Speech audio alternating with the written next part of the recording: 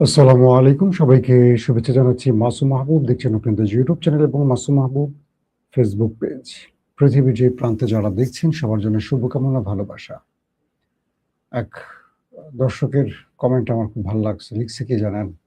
আসসালামু আলাইকুম প্রিয় মাসুম ভাই, আপনাকে আমি অনেক দিন যাবৎ কমেন্ট করি, কিন্তু আপনি আমার কমেন্টটা পড়েন না, খুব রাগ করলাম। আজকে যদি আপনি আমার কমেন্টটা না পড়েন, তারপরও আপনার ভিডিও আমি নিয়মিত দেখে যাব। তিনি হলেন ফারজানা খাতুন। জি, আপনি রাগ করছেন, আমি আপনার রাগ ভাঙালাম। আশা করি কমেন্ট করার জন্য আবার না দেখা মানে সংবাদ দেখা বন্ধ করে দিয়েন না। কারণ আপনি লিখছেন যে নাম বা আপনার কমেন্টটা না পড়লে তারপরও নিয়মিত দেখবেন। আশা করি কমেন্টটা পড়ে ফেলছি, এখন আর নিয়মিত দেখবেন না, তাই তো? মাঝে, মাঝে কিছু কমেন্ট ভাল লাগে দেখে পড়ি আরকি। এজন্য আবার সবাই চাপ দিবেন না, সবাই আবার একই টাইপের কমেন্ট করবেন না। ভালো প্রশ্ন থাকলে করবেন। আমি আপনাদের মোটামুটি কমেন্ট পড়ছিলাম অনেকেরই। সবার তো নাম বলা দরকার নেই, তাই তো? সবাই সবার নাম দেখছেন, কিন্তু অন স্ক্রিনে যারা লাইভ দেখছেন তারা সবাই দেখতে পাচ্ছে। দর্শক, আজকে যে বিষয়গুলো নিয়ে কথা বলতে চাই, একটা হলো যে ইরান। একদিকে তারা ইরাকের ইদরিবে মার্কিন ঘাঁটি এবং কুর্দিদের ঘাঁটি টার্গেট করে হিট করেছে। পাশাপাশি হুতিরা সৌদি আরবে অ্যাটাক করেছে। অন্যদিকে আমেরিকার বিরুদ্ধে ইরান দুটো বিগ প্ল্যানে মাঠে নেমেছে। আর এই দুটো প্ল্যান আমেরিকাকে ভালো দুর্বল করে ফেলেছে। অন্যদিকে এই যুদ্ধে, অর্থাৎ আমেরিকা ইসরায়েলের এই যুদ্ধ শেষে বিভিন্ন গণমাধ্যম বলছে পশ্চিমা দুনিয়ার নির্বাচনে ডোনাল্ড ট্রাম্প এবং নেতানিয়াহু হেরে যাচ্ছেন। পাশাপাশি মক্কা চুক্তি নিয়েও আলোচনা থামছে না, বাড়ছে। সৌদি আরব তার নতুন জোটে 15টি রাষ্ট্রকে সম্পৃক্ত করছে। কার বিরুদ্ধে? আর থাকছে বাংলাদেশ প্রসঙ্গ। বাংলাদেশে এখন আমরা বলতে পারি পুরনো রাজনীতিতে আবার ফিরে যাচ্ছে। আমরা দেখতে পাচ্ছি আমাদের স্বরাষ্ট্রমন্ত্রী, যিনি এখন এলজিআরডি মন্ত্রী হবেন, তার ছেলে বিশাল অঙ্কের টাকার কাজ পেয়েছে। এই রাষ্ট্রে এটা বন্ধ হবে কবে? আরো কিছু বিষয় নিয়ে আলোচনা করব। চলেন প্রথম একটা একটা করে আপনাদের খবর দেওয়ার চেষ্টা করছি। প্রথম, ইরাকে যে কুর্দিস্তান এবং আমেরিকার যে ঘাঁটি রয়েছে যেখানে ইদরিব, সেখানে ইরানের ড্রোন অ্যাটাক হয়েছে। বলা হচ্ছে যে এই ঘাঁটি ব্যবহার করে কুর্দিরা ইরানের বিরুদ্ধে কোনো স্থল অভিযানের পরিকল্পনা করছিল। তাদের মদত দিচ্ছিল আমেরিকা। পাশাপাশি বলা হচ্ছে যে আমেরিকা এই ঘাঁটিটি ব্যবহার করে ইরানে আক্রমণ করার পরিকল্পনা করছিল। তাই অগ্রিম ইরান সেই ঘাঁটিগুলোকে ড্রোন অ্যাটাক চালিয়েছে। একটা বিষয় দুর্দান্ত যে ইরান আমেরিকাকে আর ভয় করছে না, সমান তালে কাউন্টার দিয়ে যাচ্ছে। এবং শুধু তাই নয়, বরং আমেরিকা এখন ইরানের ভয়ে কিছুটা সংযত হতে চাইছে। কথাবার্তার ক্ষেত্রে শালীনতা এনেছে। যে ট্রাম্প এতদিন ধরে উল্টাপাল্টা বলতেন, সেই ট্রাম্প এখন আর সেই উল্টাপাল্টা বক্তব্য দিচ্ছেন না ইরানের ভয়, এমনটি বলা হচ্ছে। অন্যদিকে হুতিরা সৌদির আরামকো থেকে শুরু করে কয়েকটি টার্গেটে আবারও অ্যাটাক করেছে এবং এই অ্যাটাকের ফলে সৌদিতে আবারও ভালো পরিমাণ ক্ষয়ক্ষতি হয়েছে। প্রশ্ন হলো, হুতিরা সৌদি আরবে এখনো আক্রমণ করে যাচ্ছে কেন? যখন সৌদি এই বিষয়ে চুপ, যখন সৌদি এবং ইরানের মধ্যে পর্দার আড়ালে আলোচনা চলছে, তখন হুতিদের এই আক্রমণের কারণ কি? এটা নিয়েও নানান প্রশ্ন আসছে। যাক, সেটা হয়তো বা সময়ের আলোকে বোঝা যাবে। তবে ইন্টারেস্টিং একটি ব্যাপার হলো, সৌদি আরব লোহিত সাগর প্রতিরক্ষা জোট গঠনের ঘোষণা দিয়েছে। এটি কি কার্যকর হবে আদৌ? এরকম অনেক প্রশ্ন আসছে। তো বলা হচ্ছে যে বাব-আল মানদেব প্রণালী লোহিত সাগর এবং অ্যাডেন উপসাগরে নৌ চলাচলের স্বাধীনতা রক্ষার জন্য সৌদি আরব ও আরো 13টি দেশ একটি সামরিক জোট গঠনের বিষয়টি নিশ্চিত করেছে এবং এতে আরো যোগ দেবে বেশ কিছু দেশ, এমনটি আশা করা হচ্ছে। এর মধ্যে রয়েছে বাহরাইন, আমাদের বাংলাদেশ, কামারোস, জিবুতি, মিশর, জর্দান, কুয়েত, পাকিস্তান, কাতার, সৌদি আরব, সোমালিয়া, সুদান, তুরস্ক এবং ইয়েমেন। আরো কিছু দেশ আসতে যাচ্ছে। এখন ইয়েমেন শুনে একটু থমকে যাবেন। ইয়েমেনে কিন্তু দুইটা সরকার, একটা হুতি সরকার, একটা সৌদি সমর্থিত সরকার। তো সৌদি প্রতিরক্ষা মন্ত্রণালয় জানিয়েছে যে 15টি দেশ একটি ঘোষণাপত্রে স্বাক্ষর করেছে, যার মধ্যে 13টি দেশ এখন পর্যন্ত পূর্ণাঙ্গভাবে জোটে যোগ দিয়েছে। 30 জুলাই মন্ত্রণালয় যৌথ সামুদ্রিক প্রতিরক্ষা সহযোগিতা জোরদার করার একটি কাঠামো হিসেবে বহুজাতিক সামুদ্রিক প্রতিরক্ষা জোট গঠনের ঘোষণা দিয়েছে। মন্ত্রণালয়টি এই জোটকে একটি উন্মুক্ত আন্তর্জাতিক জোট হিসেবে বর্ণনা করেছে, যা এর লক্ষ্য নীতির সঙ্গে একমত এমন সকল দেশের যোগদানকে স্বাগত জানায় এবং আরো জানিয়েছে যে এটি নতুন সদস্যদের আবেদন গ্রহণ অব্যাহত রাখছে। সৌদি আরবের জেদ্দায় 13 আগস্ট অনুষ্ঠিত জোটের তৃতীয় বৈঠকের পর এই বিবৃতিটি আসে। এর মাধ্যমে জোটটি প্রাতিষ্ঠানিক ও কার্যনির্বাহী সক্রিয়করণের পর্যায়ে প্রকৃতভাবে প্রবেশ করল। আচ্ছা, এখন একটা বিষয় তৈরি হতে পারে যে এই জোটটার মধ্যে কিন্তু আমরা একটা দেশকে পাইনি, তার নাম হলো ইরান। তার মানে এই জোটটা কি ইরানের বিরুদ্ধে কাজ করবে? এই প্রশ্ন আসতেই পারে। আবার পাকিস্তান এই বিষয়টি তাদের স্বরাষ্ট্রমন্ত্রী মহসিন নাকভির মাধ্যমে ইরানকে আশ্বস্ত করেছে যে জোটটি ইরানের বিরুদ্ধে নয়, আসলে চলছে। এটা নিয়ে আমি একটা আসলে কয়েকদিন ধরে প্ল্যান করছি, একটা লাইভ করব পুরো আলোচনাটা তুলে ধরার জন্য। আমার সাথে ওয়ালিদ ভাইয়ের সাথে টাইমিংটা হচ্ছে না, দুজনের টাইমটা একটু সারাবেড়া হয়ে গেছে। দর্শক, তারপরে যে গুরুত্বপূর্ণ খবর সেটি হলো আইআরজিসি যিনি নতুন কমান্ডার হয়েছেন, প্রধান রিয়ার অ্যাডমিরাল আলী ওসমানী বলেছেন যে হরমুজ প্রণালী বন্ধ রয়েছে এবং মার্কিন কর্মকর্তাদের ঘোষণা ও বিবৃতির পরিবর্তে সরেজমিনে প্রকৃত বাস্তবতা পর্যবেক্ষণ করা উচিত। আইআরজিসির নৌবাহিনীর কমান্ডার পুনর্ব্যক্ত করেছেন যে কৌশলগত ও এই জলপথটি বন্ধ রয়েছে এবং সকল সামুদ্রিক চলাচলের উপর তিনি পূর্ণ চূড়ান্ত প্রতিষ্ঠা করেছেন। এই ব্যক্তি যার কথা বলছি, অ্যাডমিরাল আলী ওসমাই, তিনি হলেন তাদের নৌ কমান্ডার প্রধান আইআরজিসি এবং তিনি হরমুজটাকে কন্ট্রোল করছেন এবং আমেরিকা ইসরায়েল তাকেই টার্গেট করছে বারবার, কিন্তু তাকে কিচ্ছু করতে পারছে না। তিনি আরো বলেন যে প্রণালীতে কোনো গতিবিধি আইআরজিসি নৌবাহিনীর সতর্ক নজর এড়াতে পারছে না, পুরোটাই তারা কন্ট্রোলে রাখছে এবং নজরদারির মধ্যে রেখেছে। তিনি জোর দিয়ে বলেন যে প্রকৃত পরিস্থিতি মার্কিন কর্মকর্তাদের দেয়া বিবৃতির ভিত্তিতে নয়, বরং মাঠ পর্যায়ে বাস্তব কার্যক্রমের ভিত্তিতে হচ্ছে। অর্থাৎ আমেরিকা যে বারবার বলছে যে এটা তাদের কন্ট্রোলে আছে হরমুজ প্রণালী, এটা ভুয়া, এটা আমেরিকা মিথ্যা বলছে। বাস্তব পরিস্থিতি বলছে এখানে কোনো জাহাজ ইরানের অনুমতি ছাড়া ঢুকতে পারছে না, বেরোতে পারছে না। এখন বিশ্ব পরিস্থিতি যাচ্ছে আসলে কোন দিকে? আসেন ইরানের এই খবরটি দিয়ে আমরা আন্তর্জাতিক খবর শেষ করে বাংলাদেশের প্রসঙ্গে আসব।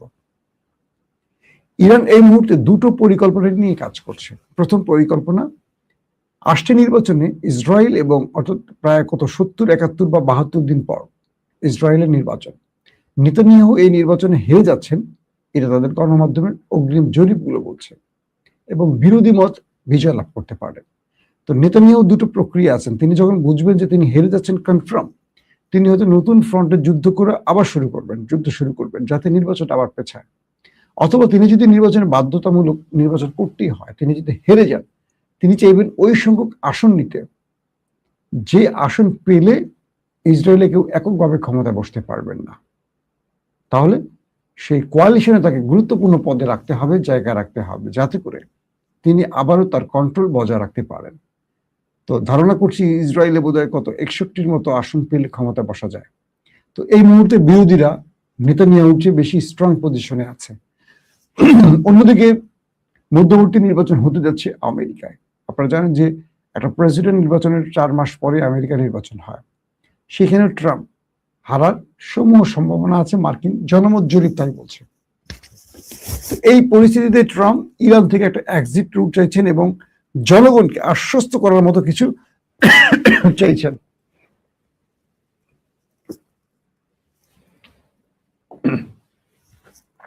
পাচ্ছে না, কিন্তু এখানে মূল খেলাটা খেলছে এখন ইরান। ইরান যে খেলাটা খেলছে সেটা কি? ইরান এই যুদ্ধটাকে খিঁচে যাচ্ছে আমেরিকা এবং ইসরায়েলের নির্বাচন পার করতে। অর্থাৎ ট্রাম্প এই যুদ্ধে যেন একজন পরাজিত প্রেসিডেন্ট হিসেবে দাঁড়িয়ে থাকেন।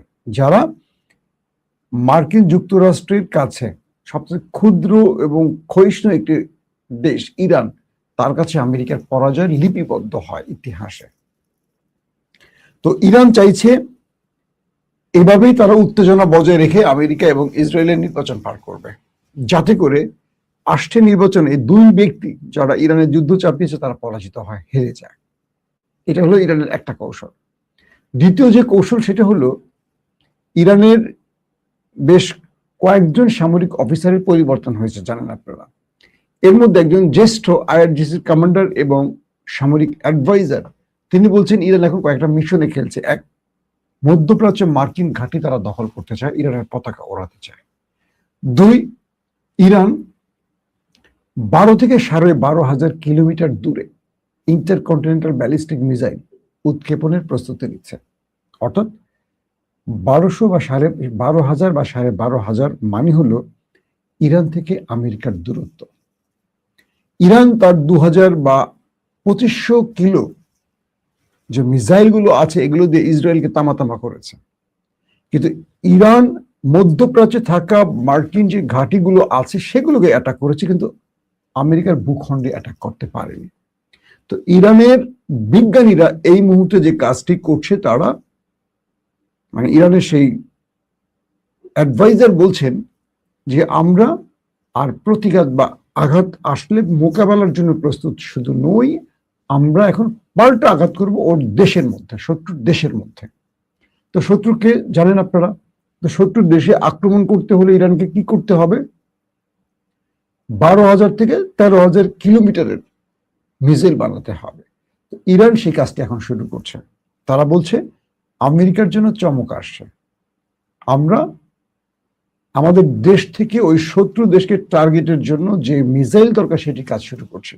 আপনারা জানেন এই বিষয় উত্তর কোরিয়া এবং চীন ইরানকে সহযোগিতা করছে এমন তথ্য আসছে, কারণ ক্ষেপণাস্ত্রের জন্য উত্তর কোরিয়া বেশ সুনাম কুড়িয়েছে।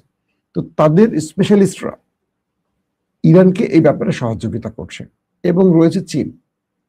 তো যেহেতু এই যুদ্ধটা শুরু হয়েছিল আমেরিকার কয়েকটি শর্তের আলোকে, এক, ইরানের নিউক্লিয়ার যেটা 60% সমৃদ্ধকরণ করা হয়েছে সেটাকে কমিয়ে আনতে হবে জিরোতে। দ্বিতীয়, ইরানের লং ডিস্টেন্স মিসাইলগুলোকে ধ্বংস করতে হবে এবং এটা ইরান আর করতে পারবে না, এই কয়েকটা দাবির মধ্যে। তো ইরান এখন শুধু 2,000, 2,500, 3,000 কিলো নয়, ইরান এখন 12, 14, 15,000, ইরানের টার্গেট হলো 15,000 কিলো, যাতে ইরান থেকে পুরো আমেরিকা তার মিসাইল নিশানায় চলে আসে। তো এই বিষয়টিতে এখন ইরান জোরে সোরে কাজ শুরু করছে। এটা ইরানের রাষ্ট্রীয় টেলিভিশনে এসে সেই মিস্টার নাকভি এই বক্তব্যটি দিয়েছেন, যিনি ইরানের একজন গুরুত্বপূর্ণ অ্যাডভাইজার। পাশাপাশি তিনি বলছেন যে আমাদের বিজ্ঞানীরা এখন মানে 24 ঘন্টা কাজ করছে এবং তাদের ভান্ডারে ক্রুজ বা ব্যালিস্টিক যে মিসাইল আছে বা ড্রোন আছে, যে তাদের বিভিন্ন নামে সিজিল, শাহেদ, কাদর, তারপরে খাইবার শেখান বা শাহেদ ড্রোন যেগুলো আছে এগুলো পুরো দমে চলছে। এবং ইরান থেকে আমেরিকাতে যে মিসাইল মারা যাবে সেই প্রায় 15,000 কিলোর ডিস্টেন্সের মিসাইল এখন ইরান তৈরিতে মনোনিবেশ করছে। এটা আমেরিকার জন্য খুবই ভয়ঙ্কর ব্যাপার। দর্শক, আসেন বাংলাদেশের কিছু খবর দিই। সাম্প্রতিক সময় সোশ্যাল মিডিয়াতে বা কিছু গণমাধ্যমে জোরে সোরে একটি খবর এসছে যে আমাদের স্বরাষ্ট্রমন্ত্রী সালাউদ্দিন সাহেবের ছেলে, তিনি অনভিজ্ঞ হওয়ার পরও রাষ্ট্রের অনেক বড় কিছু কাজ করতে যাচ্ছেন, সাইদ ইব্রাহিম আহমেদ। তো বলা হচ্ছে যে এই ব্যক্তি, তিনি তার প্রতিষ্ঠান, সেই প্রতিষ্ঠানের মাধ্যমে বড় মাপের সরকারি টেন্ডারের কাজ পেয়েছে। প্রশ্ন হলো এটি কেন? এটা কি আমরা বলতে পারি কনফ্লিক্ট অফ ইন্টারেস্ট নাকি না? তারেক রহমান সরকারের যে উদ্দেশ্যগুলো এটা কি তার পরিপন্থী না এটা তার পক্ষের? এগুলো নিয়েও যথেষ্ট সমালোচনা চলছে এই মুহূর্তে। একদিকে তিনি ক্রিকেট বোর্ডের মানে বিসিবির অ্যাডহক কমিটির দায়িত্ব পেয়েছেন। এই রাষ্ট্রের কোনো বড় বিপদে, আন্দোলনে, সংগ্রামে, মিছিল, মিটিংয়ে তাকে দেখা যায়নি। কিন্তু বাবাকে গুম করেছে, বাবা ভারতে ছিল, শিলংয়ে, সব আমরা জানি। কিন্তু আমরা অনেকেই দেখেছি রাজপথে লড়াই করতে। আমাদের নেতাদের সন্তানরা ঘরে বসে সবসময় সুবিধাটা নেয়। তার প্রতিষ্ঠানের নাম হলো স্টালিন ক্যাপিটাল। বলা হচ্ছে তার এই প্রতিষ্ঠানের কোনো অভিজ্ঞতা নেই, তারপরও সে কয়েক হাজার কোটি টাকার কাজ পেতে যাচ্ছে।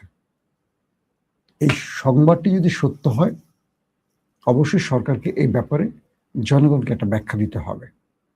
কারণ সরকার ক্ষমতায় বসছে উদ্দেশ্য এই নয় যা ইচ্ছা তাই করতে পারে। কারণ এই দেশে বহু মানুষের ত্যাগের বিনিময়ে আবার একটা নতুন স্বাধীন বাংলাদেশ আমরা পেয়েছি, যেটা ২৬ আমরা এখন পার করছি ২৪-এ লড়াইয়ের মধ্য দিয়ে। একজন নেতা তার ছেলে কাজ পাবে, তার ছেলে গুরুত্বপূর্ণ পদে বসবে, তার ছেলে এমপি হবে, আর মাঠে মারা যাবে গরিবের সন্তানরা। এই রেওয়াজ ভাঙতে হবে। সবচেয়ে আফসোসের ব্যাপার হলো দেশের জনগণই এই রেওয়াজটাকে ভাঙতে পারে না। আমার ছেলে, আপনার ছেলে, আমার ভাই, আপনার ভাই গুলি খাবে, রাজপথে জীবন দেবে, গুম হবে, ক্রস ফায়ারে মরবে। নেতার ছেলেরা লন্ডনে থাকবে, আমেরিকা থাকবে, অস্ট্রেলিয়া থাকবে, সুইজারল্যান্ডে থাকবে, কানাডা থাকবে। সেখান থেকে এসে ক্ষমতায় বসে পড়বে, গুরুত্বপূর্ণ পদে বসবে, আগামীতে মন্ত্রী হবে, এমপি হবে, সাদা পাজামা পাঞ্জাবি পরে ঘুরবে। আমি আপনি রোদে বৃষ্টিতে কষ্ট করব, জীবন দেব। এটা বন্ধ হওয়া খুব জরুরি। যে বাংলাদেশটাকে আওয়ামী লীগ হরিলুটের মাধ্যমে ধ্বংস করেছে, সেই দেশটা আর যেন ধ্বংস না হয়। চারদিকে মানুষের মধ্যে অসন্তোষ বাড়ছে, বিদ্যুৎ, গ্যাস সংকট, অতীতের সকল রেকর্ড ভাঙতে যাচ্ছে বিদ্যুৎ সংকটে। সরকার দোষ দিচ্ছে আওয়ামী লীগকে। আওয়ামী লীগ ক্ষমতায় 15 বছর এসে দোষ দিয়েছে বিএনপিকে। দোষারোপের রাজনীতি বন্ধ করে, লুটপাট বন্ধ করে বাংলাদেশের মানুষের সেবা দানে সরকার সচেষ্ট থাকবে, এটা আমাদের টার্গেট, আমাদের দাবি। প্রশ্ন হলো, যারা নেপথ্যে বসে সামিটের মতো প্রতিষ্ঠানকে কাজ দেবে, ভারতীয় প্রতিষ্ঠানগুলোকে কাজ দেবেন, যারা নিজেদের অনভিজ্ঞ প্রতিষ্ঠান বা নিজের সন্তান, নিজের ভাই, নিজের নামে, নিজের শ্বশুরবাড়ির নামে প্রতিষ্ঠানকে কাজ দিয়ে রাষ্ট্রের টাকা লুটবেন, তারা কি এই সংকট দূর করতে পারবেন? কখনো পারবেন না। রাষ্ট্রের উচিত এই বিষয়গুলোকে বন্ধ করা। হাসিনা চলে যাওয়ার পর আমরা ভেবেছিলাম বিএনপি সেই পথে হাঁটবে না, কিন্তু বিএনপিকে দেখছি সেই পথেই হাঁটছে। একমাত্র তারেক রহমান তার ইমেজ ধরে রাখার জন্য একটার পর একটা ভালো কাজ করছেন, ভালো সিদ্ধান্ত নিচ্ছেন, সোশ্যাল মিডিয়া, গণমাধ্যমে সেগুলো নিউজ হচ্ছে, কিন্তু জনগণ এগুলো ভুলে যাচ্ছে। কারণ হাসিনাকে দেখে জনগণ অনেক কিছু শিখে ফেলছে, অনেক কিছু জেনেছে জনগণ, যে কিভাবে মানুষের সাথে প্রতারণা হয়। হাসিনা পরিবারই কয়েক হাজার কোটি টাকা পাচার করেছে, অথচ দাবি করতে ৭১-এর পক্ষের দল, এই দল সেই দল, আবার তাদেরকে সমর্থন করে সাংবাদিক, সুশীল, অমুক তমুক। একটা লুটেরা দলকে যারা সমর্থন করে, তারা কত বড় জঘন্য প্রকৃতির লোক হতে পারে। আমরা বিশেষ করে জিয়া পরিবার এই কাজটি করেনি, করবে না, কিন্তু জিয়া পরিবারের সঙ্গে থাকা বাকি লিডাররা কি করছে, জিয়া পরিবারকে সেই লাগাম টানতে হবে। অতীতেও তারেক রহমানের কোমর ভেঙেছিল এইসব দুষ্ট লোকদের কারণে, যিনি ১ টাকা লুটপাট করেননি এবং প্রমাণ করতে পারেনি হাসিনা সরকার তারেক রহমানের নামে বা জিয়া পরিবারের বিরুদ্ধে, কিন্তু সাজা ভোগ করতে হয়েছে তারেক রহমানকে, কোকো ভাইকে। কারণ এই ব্যাপারে যদি আমরা খোঁজ খবর না রাখি, বা দলের নেতা ভারতে ছিলেন, হঠাৎ করে দেশে আসলেন, এসে গুরুত্বপূর্ণ পদ পেয়ে গেলেন, হ্যাঁ, ডিফেক্টর প্রধানমন্ত্রী হয়ে গেলেন, তার ছেলে এখন গুরুত্বপূর্ণ পদে আছে, সব কাজ করবে, এই সিস্টেমটা বন্ধ হওয়া খুব জরুরি।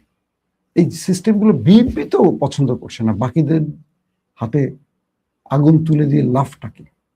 তবে সবচেয়ে ভালো একটা খবর হলো, তারেক রহমানের শেখ হাসিনাকে ফেরত না দিলে তিনি হয়তোবা ভারত সফরে যাবেন না, এমন একটি সিদ্ধান্তের খবর আসছে। এই খবরটি আমাদেরকে আসলে খুব আশা জাগিয়েছে। তারেক রহমানকে মনে রাখতে হবে, ভারত বিএনপির বন্ধু না, সেটা গত ১৫-১৬ বছরের তার প্রমাণ মিলছে। এখন ভারত তার স্বার্থ উদ্ধারে বাংলাদেশকে ট্র্যাপে ফেলতে চায়। বাংলাদেশের জনগণ বিএনপির সঙ্গে ততক্ষণ থাকবে যতক্ষণ দিল্লি না ঢাকা এই স্লোগানটি বিএনপি মনে রাখবে। নতুবা বাংলাদেশের মানুষ হাসিনার মতো বিএনপিকে ছুঁড়ে ফেলতে ১ ইঞ্চি, ১ মিনিট সময় নেবে না। আবারও বলছি, শেষ কথাটি, এই রাষ্ট্রের ভেতরে কেউ লুটপাট করে দেশটাকে ধ্বংস করুক, আর আমরা বিদ্যুৎ সংকটে বসে অতিরিক্ত বিল দিয়ে বিদ্যুৎ পাবো না, এই নিয়ম আর চাই না। মানুষ যখন রাস্তা নেমে যাবে, তখন সরকার বুঝবে না কোন দিক থেকে বিপদ ধেয়ে আসতে পারে। কারণ টর্নেডো, সাইক্লোন, ঝড় তুফান হঠাৎ করেই সাগর থেকে সৃষ্টি হয়, তারপর পুরো জমিনকে ধ্বংস করে দিয়ে চলে যায়। হাসিনার কাছ থেকে বা আওয়ামী লীগের কাছ থেকে আমাদের অনেক কিছু শিখতে হবে, কিভাবে তার উপর তার দেশের জনগণ রাস্তায় নেমে এসেছিল। বিএনপিকে যেন এভাবে আর কেউ ধ্বংস করতে না পারে, আমাদের পছন্দের ভালোবাসার দলটিকে যেন মানুষ আওয়ামী লীগ ভাবতে না পারে, আমরা এটা চাই। প্রত্যেকে ভালো থাকবেন। আল্লাহ হাফিজ।